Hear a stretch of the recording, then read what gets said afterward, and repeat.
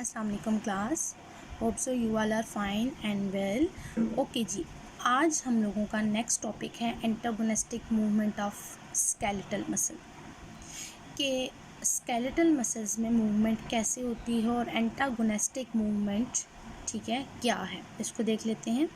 सबसे पहले तो आपको स्केलेटल मसल्स का पता हो, what are skeletal muscle, what is their function and how they move. Skeletal muscles को आप लोगों ने स्ट्रेटेड मसल्स भी कहा था और इनको आपने वॉलेंट्री मसल्स का नेम भी दिया था। Skeletal muscles are basically attach होते हैं हमारी बोन्स के साथ by the help of tough white connective tissues, these are called as tendons.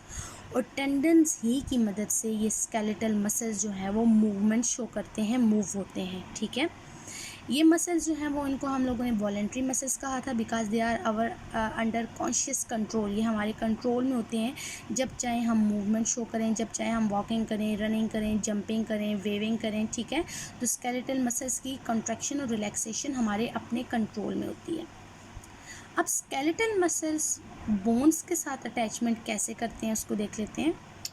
Attachment of muscles to bones, ठीक है, कि मसल्स जब बोन के साथ अटैच होंगे bye the help of tendons तो वो 2 पॉइंट से अटैच होंगे। वो 2 पॉइंट क्या होंगे? First point is the origin of muscle, muscle कहाँ से ओरिजिनेट हुआ, उसका ओरिजिन क्या है। सेकेंड पॉइंट है इंजर्शन ऑफ मसल्स, कि मसल का इंजर्शन, इंजर्ड पॉइंट कौन सा है। ठीक है, ओरिजिन मीन्स कि कहाँ से वो मसल्स निकला है, कहाँ पे वो फिक्स हुआ है, और वो मसल आगे जाके इंजर्ट किस मसल्स के साथ हुआ है वो देख लेते हैं। सबसे पहले ओरिजिन किसे कहते हैं? ओरिजिन वो पॉइंट है जहाँ पे मसल एक फिक्स बोन के साथ अटैच होता है। ठीक है, फिक्स्ड पॉइंट उसको कहते हैं origin. The point eight which the muscles attach with a fix bone is called origin. जबकि इंजर्शन वो पॉइंट है जहाँ पे मसल्स अटैच होता है मूविंग बोन के साथ। The point where muscle attached to moving bone is called insertion and the point where muscles attached to a fixed bone is called as origin। ठीक है, अब इनमें इंजर्शन और ओरिजिन आपने डिफाइन कर दिया। अब हम देखते हैं कि how the antagonistic movement of muscles take place, कि मसल्स पेयर में कॉन्ट्रैक्शन और रिलैक्सेशन फॉर्म में पेयर में काम कैसे करेगा। ओके जी, 10 का स्केलेटल मसल अभी मैंने आपको बताया कि पेयर्स में होते हैं। ठीक है, एक muscle one muscle in a pair move bone in one direction while other muscle move in opposite direction. Mean that कि अगर एक मसल बोन को एक डायरेक्शन में मूव करवा रहा है तो दूसरा मसल जो उसके साथ अटैच है, मीन्स के टेंडन, वो उसको दूसरी डायरेक्शन में मूव करवा रहे हैं। इसी तरह एक मसल उस पेयर को कॉन्ट्रैक्ट करेगा और दूसरा मसल उसको रिलैक्स करेगा, तो इनकी 2 डिफरेंट डायरेक्शन में मूवमेंट हो जाएगी। ठीक है, अब हम कहते हैं एंटागोनिज्म क्या है? The phenomena in which muscle opposes the action of other, कि एक मसल दूसरे के एक्शन को अपोज करेगा। This phenomena is called as antagonism. और उनमें जो मसल्स अपनी एंटागोनिज्म शो करेंगे उसको हम कहेंगे antagonistic muscles. The muscles which show antagonism are called as antagonistic muscles. ठीक है, ओके जी, 10 क्लास अगर हम एग्जांपल देख लें कि एंटागोनिस्टिक मूवमेंट ऑफ मसल्स कैसे हो रही है। मीन कि एक मसल जो है वो कॉन्ट्रैक्ट होगा, दूसरा रिलैक्स होगा। इनकी कॉन्ट्रैक्शन और रिलैक्सेशन की मदद से मूवमेंट बॉडी में शो होगी। This is called as antagonistic movement.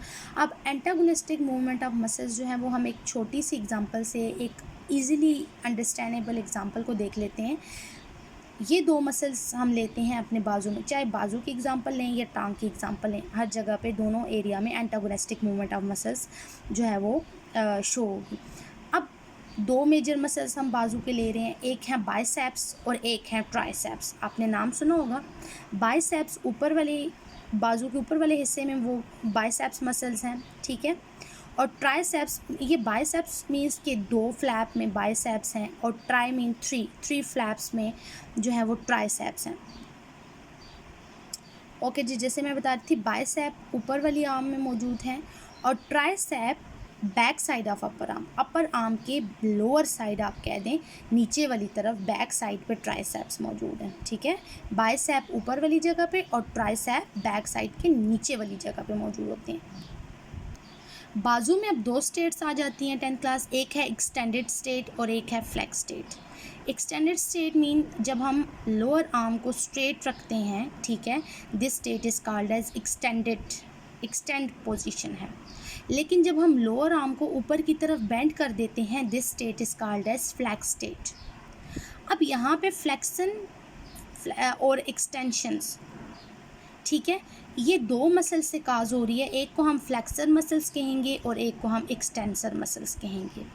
अब हम देखेंगे कि हमारी बॉडी में how the bending of arm can be done and how the straightening of arm can be done by the help of antagonistic movement of muscles। सबसे पहले हम mechanism देख लेते हैं बेंडिंग ऑफ आर्म के। जब आर्म को आप बंद कर रहे होते हो तो तब क्या पोजीशन होती है।